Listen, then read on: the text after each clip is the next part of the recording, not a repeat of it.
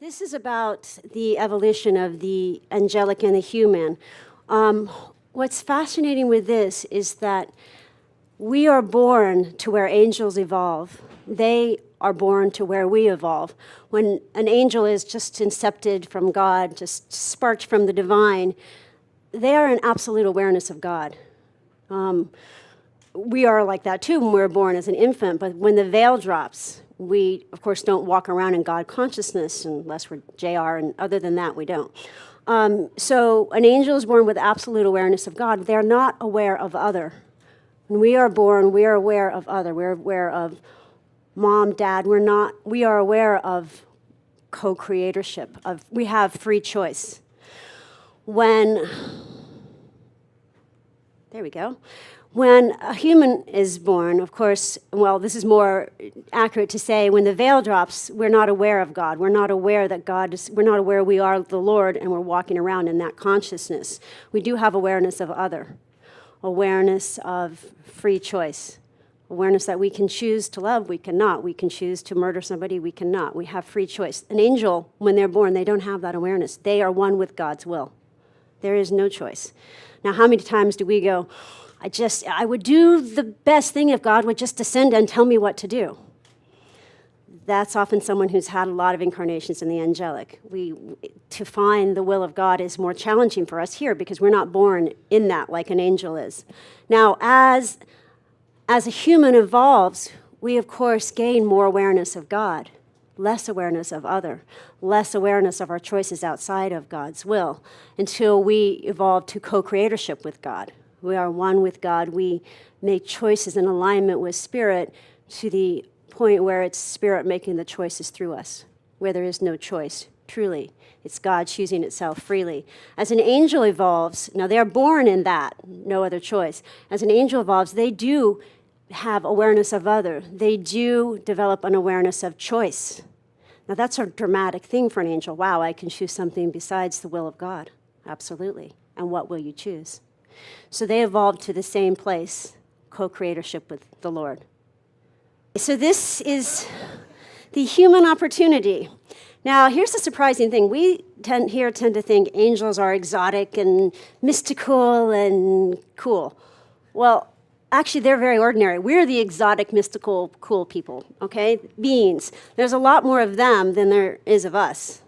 This is kind of a simple way to show that.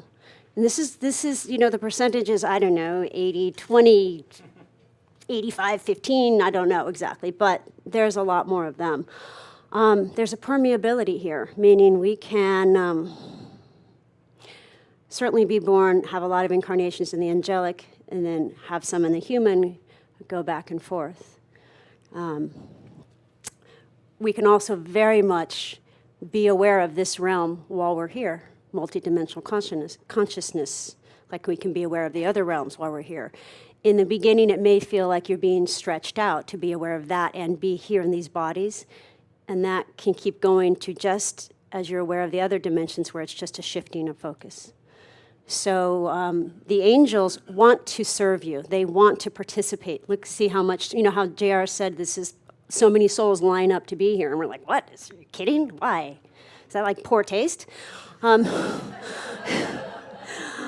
But it's really true because of this incredible opportunity to co-create with God, to choose as God chooses, to have this experience is rarefied and muchly to be desired because you grow so exponentially here. So the angels want to participate in the human experience.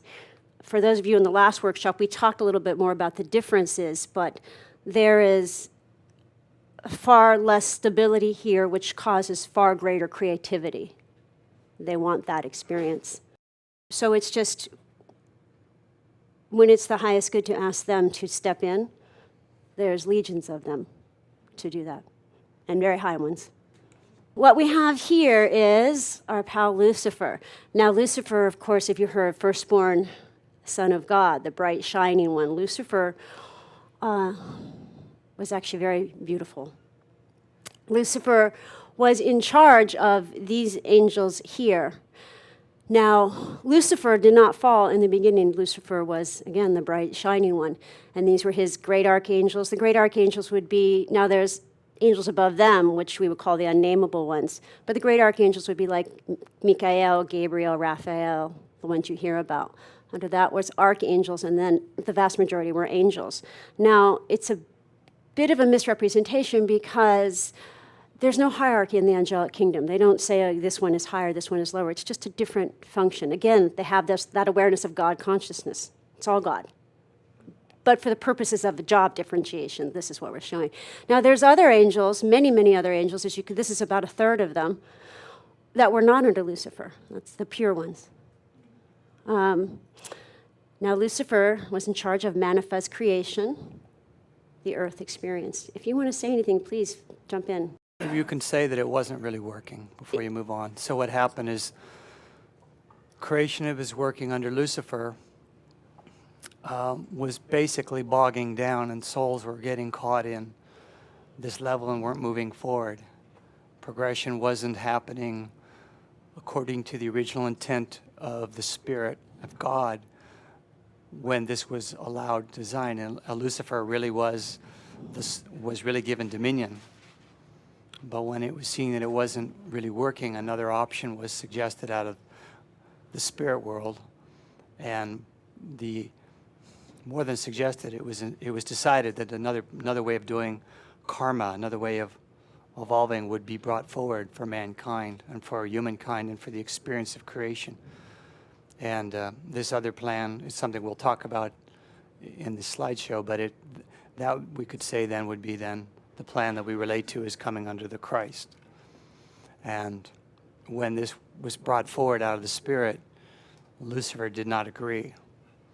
And we'll call him a he, but he basically said, no, my plan's a good plan. My plan is the right plan, and I'm going to continue to implement my plan. And so, when Lucifer insisted on implementing his plan, you may be familiar with this biblical quote, the dragon's tail swept down a third of the stars of heaven and cast them to the earth. That's from the book of Revelations. A third of the stars, a third of the angels. What happened is those angels who fell under Lucifer fell into a negative consciousness, as you see below. Even many of the archangels fell, and even some of the great archangels fell. And of course, Lucifer fell. Important to understand when we're talking about a fall, it's not a fall in the normal sense that you're thinking of. What it is that those consciousnesses entered into creation in a different way, and they became involved in the fabric of creation in a way that would allow them to have an influence upon it. They had to get more engaged to have more influence. And it was Lucifer's intention to have more influence upon creation and upon how evolvement took place within creation. See, Lucifer has a plan of salvation and a plan of where souls can go through creation and come out the other side and transcend. It's just his plan is a long, slow, difficult plan. So, but he's insisting on his way. So when they fell, then the angels became just the pure ones. These are the angels that are not under Lucifer. This would include the angels. There were angels under Lucifer that did not fall. Not a lot. But you see, here's what to understand. Now, an angel, as I said, they're born in absolute surrender. Lucifer was their everything. Like their John Roger plus their Christ. He was everything. So to have that attunement, that discernment to choose away from Lucifer, to choose God, was very rare indeed, very rarefied, would take a very high state of evolution, and a loving that is hard to fathom. So there were not a lot that didn't fall, but there were some. Those are the ones that didn't fall again. Michael, Raphael, Gabriel. There are some lesser archangels, Uriel, Ariel, etc., that didn't fall, the ones that we hear about. There's others, many others that are not commonly known. There weren't a lot of angels, so just ones who were just angels who didn't fall, because again, they were being the good soldiers. They were more than taught to take orders, but it'd be, I guess the best analogy I can get is if you're in a war situation, if you don't follow what your general, what your commander tells you, there could be death in a lot of it. So for those angels, they didn't perceive much choice, and we'll talk more about that in the next slide. But so there weren't a lot of angels under Lucifer directly that didn't fall, but very few. So these angels are under Christ. And there are many. Here's us. These, Lucifer, and all these below. And for those of you who can't see, it says Lucifer, sons of perdition. Those were the great archangels who fell. They've become the sons of perdition. The archangels who fell, archdemons, or Nagath. The reason they're called the sons of perdition, in the Bible it often says, there is no sin that cannot be forgiven but that you deny the Holy Spirit. And there were those who were high enough in the Spirit that when it was made clear that the Father's will was truly for the Christ's plan to take precedence in creation, they were, in a sense, directly aware from God, from the Father, that this was God's will, and yet they chose to align with Lucifer, even though they had it from the Holy Spirit. So they're then referred to sometimes as the sons of perdition because they have put themselves in a very contrary position to the higher will. Now, not one soul will be lost, but these guys are testing that. These here in this fallen place, they do have influence here, as I'm sure we all recognize. The negativity does have influence here and manifests creation. So one of the things in there is, at the top there was a quote out of the book of Revelations which said, "And the dragon waved its tail, and a third of the stars of heaven fell." That's the initial action of all of them coming down. And then the next part of that quote says, "And cast them up, and he cast them upon the earth." His casting them upon the earth was then setting all those who followed him into this action into the earth experience, into the human experience, into the experience of manifest creation to then push his agenda. And so that's what this slide is telling you, is that from that level, beyond all the pitfalls and challenges that we have and the temptations that we deal with in creation, being under here, this was added to that was this other intent, which was then to make sure that people didn't find a shortcut through the process of evolvement or evolution as Lucifer had first put forward. So the great news is that Christ also has influence here, obviously, or you wouldn't be sitting in this room or any of the rooms, the temples, the churches. So, and you see the important thing here is there is an area where the Christ has influence, Lucifer has influence, so it always comes down to who do we choose to serve. There's a biblical quote, "As for me and my house, I serve the Lord." As we've been talking, I'm sure Michael's been even more aware of of Lucifer, the negativity trying to come in, and it's just simply a choice. No, it's just God bless you, I love you, no fear, but it's just I serve the Lord. I serve the Christ. So it's simply it's what Jer talks about so much, where is your focus? Where is your attitude? Where is your identification, especially? Are you identifying with this or this? Well, of course, we all go back and forth. It's just where are we identifying in the moment, and then the next moment, and the next moment. There is a fundamental negativity that has dominion over creation, that is given. When we come down here, the way to grow through the experience of life on Earth, we have to get involved in it. So it's like when you check into the planet Earth, it's like you stepped in a movie theater and they say, "Okay, put on your 3D glasses. And we're going to put on the surround sound, turn off all the cell phones, put on the dark light," and get submerged in the process. The consciousness that oversees that has different names, but the name I've often used is the name I first heard it by, is often called the call power. That's how they refer to it in India. And so it, in a sense, is just the game master of the experience of the human condition. It's the game master in creation that is testing us to say, have we learned what we came to learn? And inevitably, through that process, people grow and evolve and work through it. So it is the tempter, it is the one that brings the challenges, the temptations, to try and keep us here as long as it can. That's the way it's set up, and that's allowed. However, within that same action, there was a plan of salvation or plan of exit, which called eventually you get out, and Lucifer really originally set that into creation as well, called eventually you get out, you finish. Except within the way it was set up, it became almost impossible. Not impossible, but it became so much more difficult than it needed to be. And so, when we talk about the negative power, there is the call power, or there's a lot of different names for it, but it's just the basic tempter of, will we get lost in the process of this level and stay lost? It's like the better the movie is, the more we get in. But if left to our own devices, if we went and saw the same movie over and over again, we'd eventually say, I know this is just a movie. I've seen this before. And so we would eventually exhaust the experience level. Okay?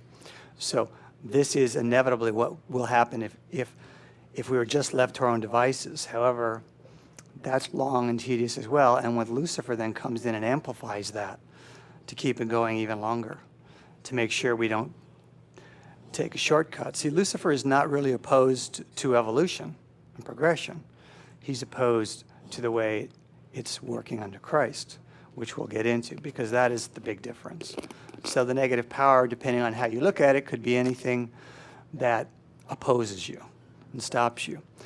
One of the things that John Rogers said once that I think really summarizes this, he said that evil is unnecessary experience. And that was the big thing. That was the big limitation of the Luciferian plan. The way it's set up and the way it locks you into karmic balancing, it keeps you in a lot of unnecessary experience. I'm just a little lost on the idea that that Lucifer chose this, because you mentioned that the angels have no choice. They are born in the consciousness of God. So how could Lucifer have chosen such a powerful thing? In the beginning, when they're first incepted, they have no choice. They have no choice for quite a while in their evolution. As they evolve, then they develop an awareness of choice. So Lucifer had an awareness of choice, very much so. The archangels had more of an awareness of choice than the angels. The great archangels had as much awareness of choice as we have. Lucifer certainly had an awareness of choice, and he chose. And God gives us free choice. See, he talks about the angels start with awareness of God, but they don't have awareness of other. And as they progress and get higher, they gain that awareness of other and the choice that comes with that. Thus, they could be co-creators with God. Whereas we start with that awareness of other and the co-creatorness, but we forget that we are one with God. So we wake up by becoming aware of God, and their evolution is becoming aware of other. So we kind of come to the same place. Have we all been angels?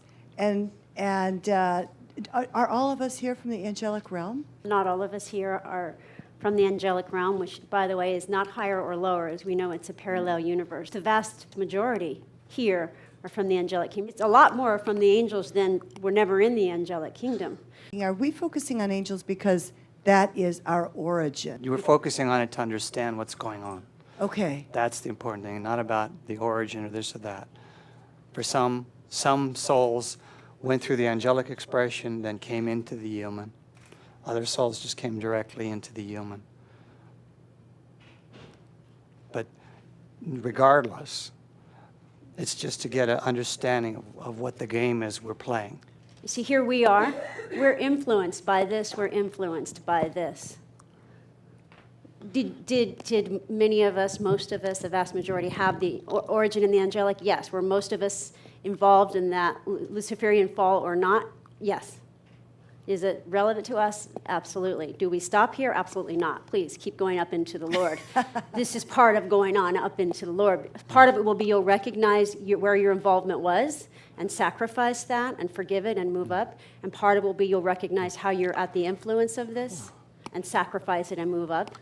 Is there a way for us humans to be of service to all the angels? You can always send light to anywhere, and love and light, and put your intention to love and light to the work of the Spirit, the work of Christ, the work of angels, the work of, just like we send the light and the work to the work of the Spirit on the masters on this earth, to John Roger, to all the work of the ascended masters, whatever that you feel called to lend your focus of love and light, your consciousness can have an effect. The value of this goes well beyond the words. Well beyond the words. So do you have to really understand exactly what we're talking about? No. It's really some part of you does. And so I would just say, if it doesn't all make sense, please don't worry about that. This is, again, the dragons, this is our quote, swept them to the earth, right here where we are. Not all of them, obviously. So this is just to show you that how high their perception of choice was. So Lucifer had a very high perception of choice. The greater the perception of choice, the much greater the fall, because they knew better. These angels, so Lucifer fell very far. The great archangels fell very far. Sons of perdition, archangels fell far. Now these angels, these are the ones we're talking about, the newer ones. They don't have that. They're one with the will of God. So did they have any perception of choice? Yes, but to choose out of that would have been very, very challenging. I'm not saying it doesn't happen, but it'd be kind of like tantamount to a soul coming to earth for the first time, just sparked out of God and becoming a soul initiate in one lifetime. Pretty rare. So these guys didn't fall that far. Not a bad fall. So it's sort of similar, high perception of choice at the time of fall. So the degree of fall. Now we get a little more relevant to why we're talking about this. One of the things that's happening is that there's these beings that fell. A lot of them have been starting to incarnate into the human expression. If Lucifer wants to have the most impact on what's going on here, in a sense, like a general in a battle, he's got to send his troops into action. And to get really into the front line, the most front line is to take on human form. So a lot of these fallen beings have been incarnating into the earth. And so what this is reflecting is that when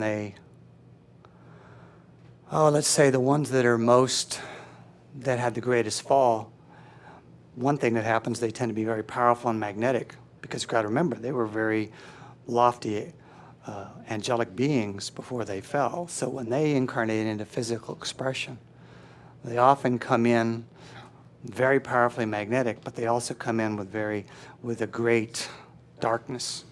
Remember, evil is unnecessary experience. So they are people who bring a lot of unnecessary experience onto the earth. These are examples, like we have Hitler, Stalin, this guy Jim Jones, who had 900 people drink cyanide, at least Kool-Aid. A lot of times these beings that are doing this, have a great power to them, and thus they're very influential over people. Where they fell would have a great influence on where they come into and the degree of fall. And you get below that, then you get into Satanism, witchcraft. We clear these things still. Either we were at the effect of it, or we participated, or both. Usually it's both. And then it goes sociopathic and psychopathic behavior, like murder, rape, going down into conscious, vicious, hurtful behavior, emotional and physical abuse, where you're consciously trying to hurt another. See, it's all about how conscious are you of it, and about choice. Less hurtful, like conscious negative influence, like curses, implanting, wishing harm, that sort of thing, where you just think, why did they have that and I don't? It's not fair. I wish they didn't. And, something goes out from us when we do that. So it behooves us to stop that and to redirect. And then it just goes down to dark thoughts and feelings. Now, you've heard JR say we're not responsible for the thoughts that come into our head. We're responsible for the ones that we hold, that we keep nurturing, keep focusing upon. So that's not nearly as much under the influence of Lucifer. Okay. These are the 7 deadly sins: pride, envy, gluttony, lust, anger, greed, and sloth. These are just part of what we all come in with as temptations when we take the human form, manifest creation. So this is what, just if there were no Lucifer, none of these negative angels, we'd all deal with this. Next slide. But then when Lucifer comes in, is he amplifies these. And so it becomes, the old cartoon when you were kids, you see the thing where the little boy's sitting there and a little angel on his shoulder says, "Don't do that." And the little devil comes on and says, "Go ahead, it'll be great."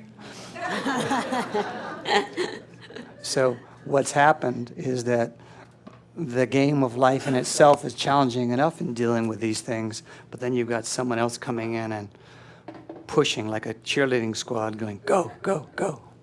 From the spirit world, we've had, out of Christ, we've had the angels, these angelic forces that are here promoting us this. Now, they can't choose for us once we're in the human expression, but it's almost like as a counterbalance of this, from the Christ action, we're getting this. We're getting the compassion, the empathy, the charity, the loving, the kindness, the caring, the gratitude, and other positive traits that are encouraged within our consciousness. So just as we have the negative cheerleaders, we have the positive. And this is going on all the time. All the time. In the end, though, it's our choice. We make the choice. However, in a sense, by counterbalancing with the Luciferian thing, is it makes it a clearer game, a freer choice. And that's the value too. In the moment, what you choose to go, I don't have to be at the effect of the negativity. I can consciously choose towards the light. And the next moment, it's a continual conscious choice. But again, that's where the growth is. Thank God for Lucifer and for the negativity, because it seeds in us tremendous growth. As you sow, so shall you reap. You are bound to creation until the resolution of your karma. This is Lucifer's plan. Okay, here's your karma. You murder, you're murdered. You steal, things are stolen from you. You rape, you're raped. Let's say you murder somebody 48 times, then you get to come back 48 times and be murdered. This is the block of your karma, this whole block. And that's Lucifer's plan. Now, Lucifer was all about evolution. It's just a very slow, rather painful plan. You rape 48 times, you get to come back and be raped 48 times. That's the law. An eye for an eye, a tooth for a tooth, a hand for a hand, a foot for a foot. That's the law. Then we have the Christ plan, grace. As you learn and make loving choices, you gain absolution from unnecessary experience. And here's where we start to talk about unnecessary experience. Do you understand when it says absolution from unnecessary experience? That doesn't mean you still don't work out the karma, but you work out the karma as much as you have to. Once the learning takes place, the other possibilities come forward. So here's the Lucifer. This is all still your block of karma, okay? This is also your block of karma. Now, in the Luciferian plan, you would work out all this block of, maybe it's, 6 million lifetimes. Okay, now, under grace, you're here, you're murdering and being murdered, you're stealing and being stolen, and you're having a good old time, except you're not really having a good old time. So, under grace, you murder, and then you're murdered. Some part of you, now under Lucifer, where you learn is you stop murdering because you finally figure out that you're going to then be murdered. So you stop doing those bad things because those bad things will be returned to you. Well, that's a certain degree of evolution. Under grace, you stop murdering because you start loving.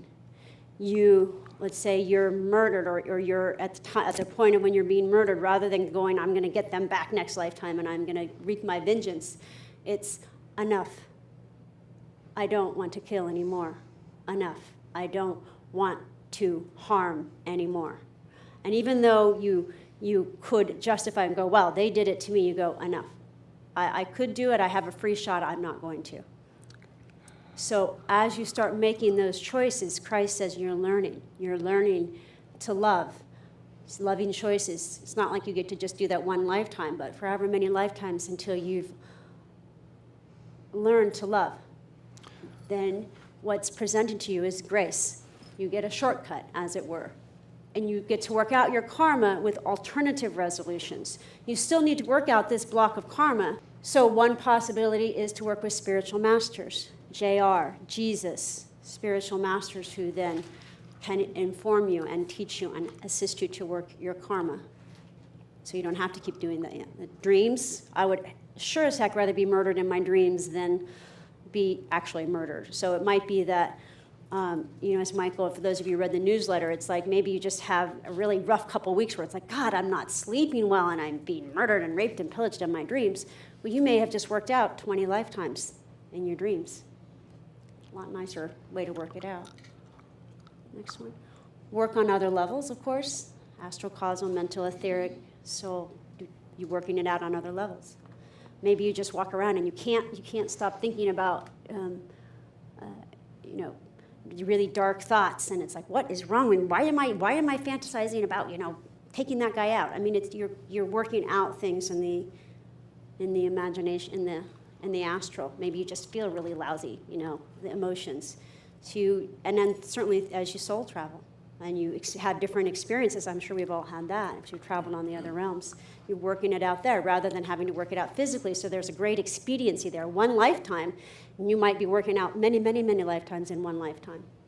Spiritual healing, consciousness clearing, working with someone like a JR or Michael or someone who can work with your consciousness to help you recall those past lives, but only to recall the minimum that you need to clear it and move forward and say, yes, I recognize that, I forgive it, and move forward. God is love, and he who abides in love abides in God, and God in him. This is the Christ action. The fall took place because beings were not informed. The more we are informed, that's why we're doing this, the more we are empowered to choose. Neither Lucifer nor God bind us to fulfilling the law. It is we who hold ourselves to it. When we choose to love regardless, Lucifer's influence ceases. It's easier to make that choice as we clear core karma. And remember, we are born of the opportunity for God to fall in love again as we freely choose love.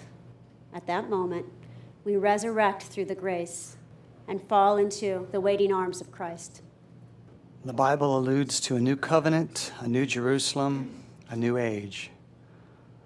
It is referring to this opportunity of grace being known by and partaken of by many rather than few. This is the time into which we are moving. Hallelujah, the kingdom of heaven is at hand.